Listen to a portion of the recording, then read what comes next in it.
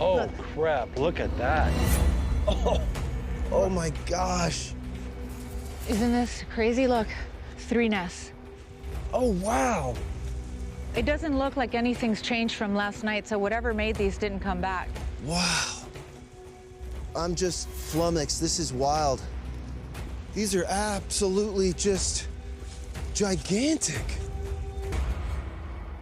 These nests are intertwined together, and they have green, fresh boughs on top of them to make them comfortable like you would sleep at any hotel. I was not expecting this. Where's the third one? Follow this way.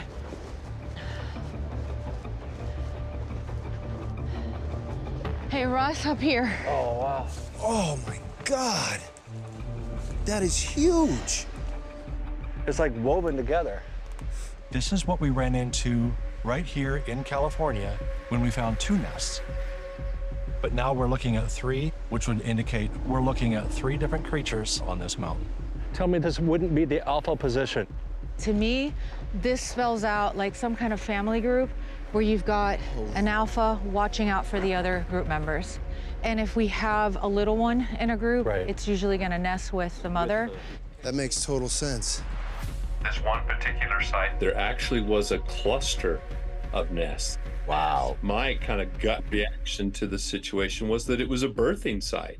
The reason I think that is there was one nest that was in the crook of a bush about 2.5 feet off the ground. When I saw it, the first thing that came to mind was, my gosh, this is a bassinet.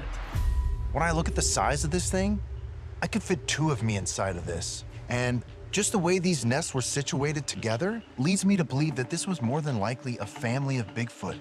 Wow. Okay, right here, right at the edge. 9 feet. So for reference, I'm gonna label this one just alpha nest Great. and write down the measurements, and we'll just go to all of them, get all that first, Yeah. and then we just start diving in. Great.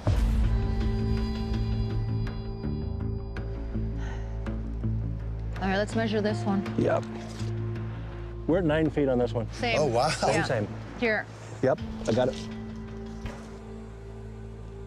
Right at 8 feet. These other 2 nests are measuring to be about the same size as the first one, which means there are at least 3 creatures here. And if this is a family grouping with the mother sharing the nest, then we could be looking at possibly 4 Bigfoot. 7.5 feet. Yeah. Man, I'm almost seeing like an impression in here too. Are you guys catching that? If you really look at the composition of it, you'd have to imagine that something had to have been inside in order to get this done and mat it down in this way. Yeah, right. Which is great for us because we may be able to find some DNA in there. Yeah. Speaking of, what's the best way to pull some of this DNA?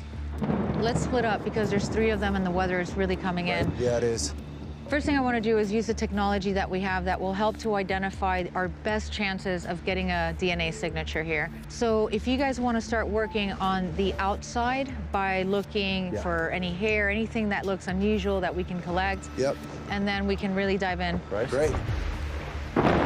With the next band of the storm expected to hit land in less than an hour, Mireya must gather any evidence now before it washes away, using a hyperspectral camera that's equipped with technology that processes data across the entire electromagnetic spectrum, allowing it to detect traces of animal DNA.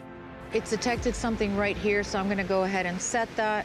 That way we can keep that data, and I'm going to collect exactly from that spot. It's going to give us our best chances of getting any kind of DNA signature. I'm trying to collect as much evidence as we can while we still have it because I don't know what's going to be left when this next storm hits. Good grief, Mireya. Now that I'm in here, look at the size of this thing. Look, You look like you're in a 6-person hot tub. I mean, this thing could accommodate several huge humans. Agreed. That's a lot of space.